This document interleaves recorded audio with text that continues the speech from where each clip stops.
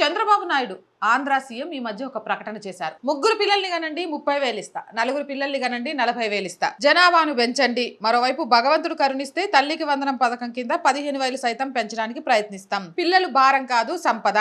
ఇది బానే ఉంది, కానీ ఈ పథకం నిజంగా ఆంధ్రప్రదేశ్ కి లాభమా నష్టమా అనేది ఒకసారి ఆలోచించాలి. ముస్లిం జనాభా ఎక్కువగా ఉండడం ద్వారా అక్కడ పరిస్థితులను చూస్తున్నాం. కాశ్మీర్, జమ్మూ కాశ్మీర్, అక్కడ ముస్లిం జనాభా ఎక్కువగా ఉండడం ద్వారా ఏం జరుగుతుందో చూస్తున్నాం. అంటే పథకాల కోసమని పిల్లల్ని కనే మైనారిటీలకు సంబంధించి, ముస్లింస్ కి సంబంధించి జనాభా పెరిగిపోతే జనాభా సమతుల్యత దెబ్బతినడం కారణంగా, ఒకే వర్గం జనాభా పెరిగిపోవడం కారణంగా ఆంధ్రప్రదేశ్ ప్రమాదంలో పడే అవకాశం కూడా ఉంది. అయితే ఈ పథకానికి ఎలాగైతే 3 కంటే 30,000, 4 కంటే 40,000 అని పెట్టారో, ఇది షరతులు వర్తిస్తాయనేది పెడితే బాగుంటుంది.